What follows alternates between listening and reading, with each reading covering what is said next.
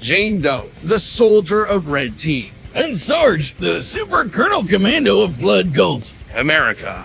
Yeah, Land of the free, home of the brave. and represented by the most batshit insane individuals you have ever seen. But when it comes to standing up for a cause for their country, You won't find anyone else who will do it as well as these two. With a whole lot of racism to that American boot. He's woes and I'm being stacked. and our goal is to talk about their gear, clothing, and experience to see who would die in a dive battle. The year was 1941. The Second World War was in full swing.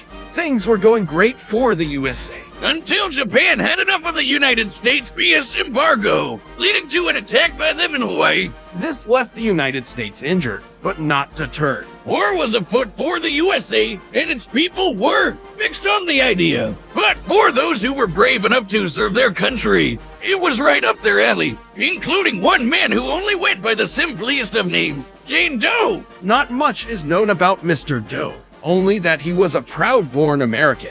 And just like most Americans, he was a borderline sadist. So much so he was rejected before he even touched the battlefield. Despite this major setback, Jane truly believed to be born for war. So just like any sane person, he went to Germany anyways. Truly a dedicated man. No, a soldier.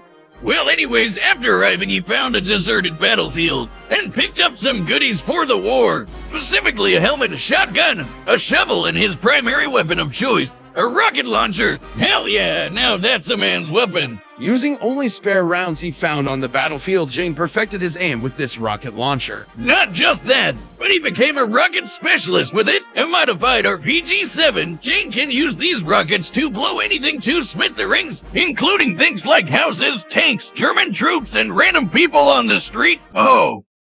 He's also so proficient with his rocket launcher. He mastered the most legendary of techniques, invented by Abe Lincoln himself to get to the second floor of houses, the rocket jump, allowing Soldier to soar through the air like a cracked-out freedom eagle. It was 8 years of bloody combat, but in 1949, the war was over and the Allies had triumphed. With the war finished, Soldier felt complete, but also missing something. He really didn't know what to do after the war, and he couldn't engage in combat across Korea and Nam, leaving Soldier missing something important in his life. War. But in 1968, Soldier would be given another chance in the red sunlight of combat. You see, two dumbass brothers were fighting over a barren plot of land their father left for them. So they made a deal that whoever died last would get the land. To speed up that process, the brothers hired 9 mercenaries to fight in their names. But this feud ended up lasting for over 100 years, and the men needed new mercenaries. Lo and behold, Soldier fit that bill. Of course, given the chance to fight again, Soldier agreed,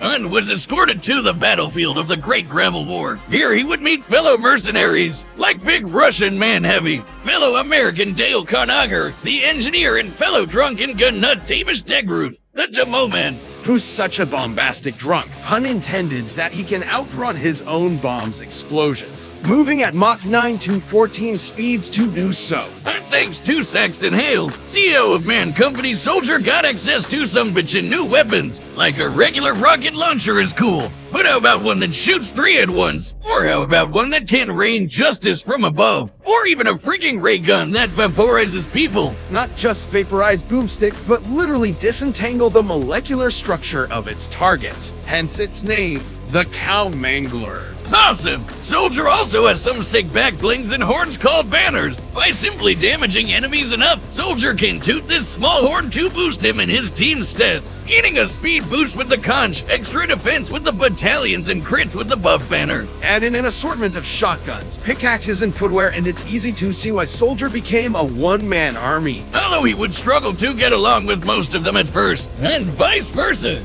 given his very blunt and downright racist tendency. But after spending so many years with them at his side, he grew a soft spot for his teammates. And with his colleagues by his side, Soldier was ready to take on anything thrown at him. Like a floating demo eyeball, Krampus and a powerful wizard named Barasmus, who can create storms across maps and create entire bodies of water within said map. Or how about an invading robot army? when the third lost brother, Gray Man, came knocking on Manco's door, adding a third brother to the family feud. And swiftly ended after he shot and killed the other two on sight, and then setting his sights on Manco itself. Truly man versus machine. But Gray Man tricked Hale into an unwinnable battle against a little girl, and at that point it seemed it was over. But the administrator had one final mission for them, to settle an old debt before time was up. So they traveled the globe and gathered the mercenaries up, including Heavy in Siberia. But not even Mother Russia and a lack of clothing could keep this SOB down. Wicked neck snap though. No surprise there, since he's constantly equaled people like Heavy in combat, who once survived the direct impact of a runaway train, and then was buried by the train cars. And after he bagged a hot Russian mommy, he somehow turned her over to the American way by showing her how fun it was to kill robots naked and covered in honey. That is something I never thought I'd say. And with his team by his side, Soldier had finally found his calling and his war. They even defeated the original 9 mercenaries from TF Classic. What can you say other than, truly, Mr. Doe was living the American dream? In the 26th century, the world has forever changed greatly, but one constant has remained. War. Space war. The United Earth government had encountered an alien religious group known as the Covenant Empire, a monarchy with one purpose: to spread its influence and conquest across the galaxy. To combat this, the United Nations Space Command launched the Spartan II program, a classified government project to train kids into super soldiers, creating the iconic Master Chief. But even with this project, there were still regular men and women who wanted a piece of the space war action. So for those who were skilled and lucky enough, they too would become Spartans. It would be here where a simple livestock and agricultural judge would finally find his goal in life. That man being Sarge. Off topic real quick, but why name yourself after a position in the military? Because as Grandpappy Beanstalk said himself, always dress for the job you want. He just went a step further. Fair enough, I guess. Anyhow, after hearing about the Great War of next year, Sarge took off to join the military. And for the next few years would actually get fairly far into the ranks, starting as an orbital drop shock trooper and later becoming a lieutenant before the Battle of Broken Ridge. He even learned how to dabble on fixed machinery as a technician. However, it would be during these times where Sarge's greatest flaws would come out on full display. Yeah, Sarge is kinda of a dick, but more importantly, the dude is pretty dumb, in a bloodthirsty, headstrong way.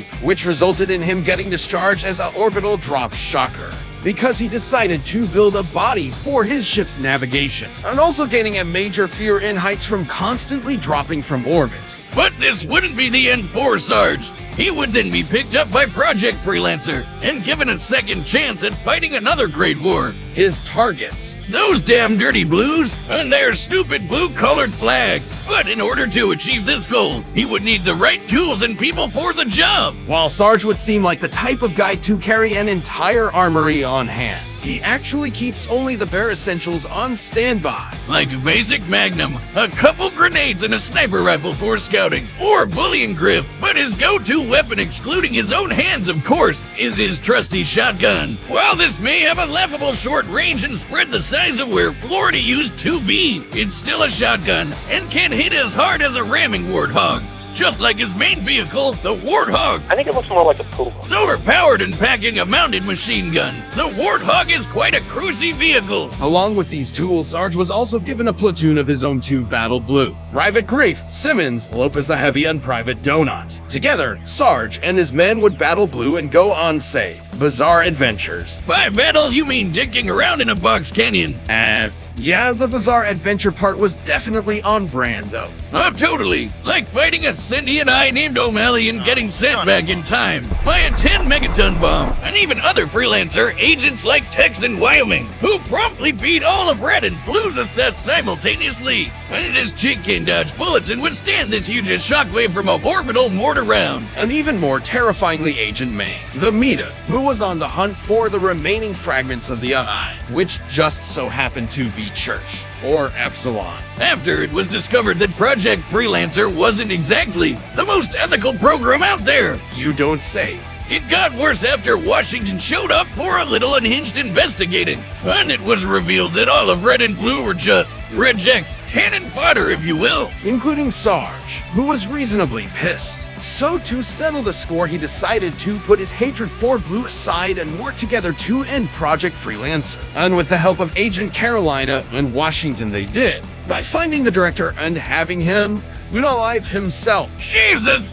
Well, after this word spread quickly and the troopers were branded as heroes across the galaxy. But despite not being at war in Blood Gulch anymore, it was hard for Sarge to grow accustomed to not fighting. So he decided to just turn their ship's crash site into Blood Gulch 2. It wouldn't last long anyways, since the simulation troopers would be wrapped up in a planet-wide civil war, causing the group to be split up again and made generals of both sides, despite them not exactly being trained for it. But, double twist, it turns out it was all a trap, and the true mastermind of the war was none other than Space Jeff Bezos! And so the war, of course, began, with the Blood Gulch buffoons in the center of it all. And Sarge down to kick some corporate ass. It was his tactics too that actually helped the war in the long run. AKA blowing shit up. Oh, in a big ass space radio tower, which they used to transmit a message across the universe because they were definitely gonna need reinforcements to fight Amazon. Even kicking a few mercenary asses to the curb as well.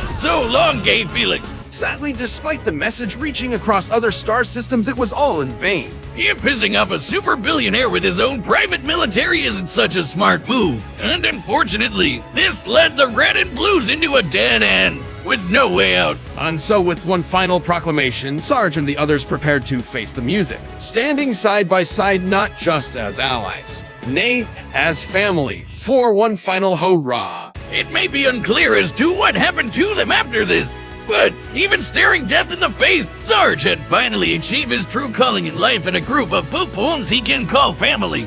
Beyond stack. Even with his potential death, legends and words spread across the universe of the Red Leader, truly becoming worthy of the title of Super Colonel. Beyond stack. We do know what happened to them. We don't talk about anything after season 13. But it clears the question up. We don't talk about those season's woes. Fine. In the words of Church himself. Ain't that a bitch? Okay, the fighters are good to go, and we ran the numbers. Let's get ready for a dive at Holy.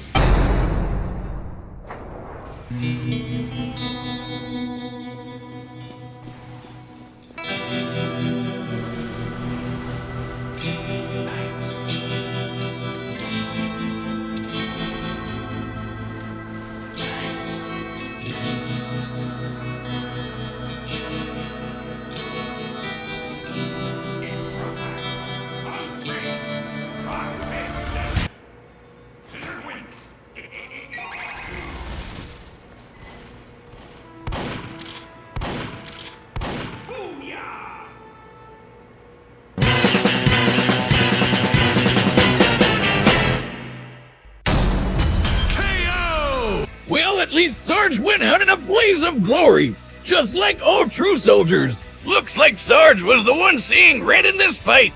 Yep, he got trolled, dear. The winner is Jane Doe, the soldier. Click that join button to see more info, and thanks so much for watching.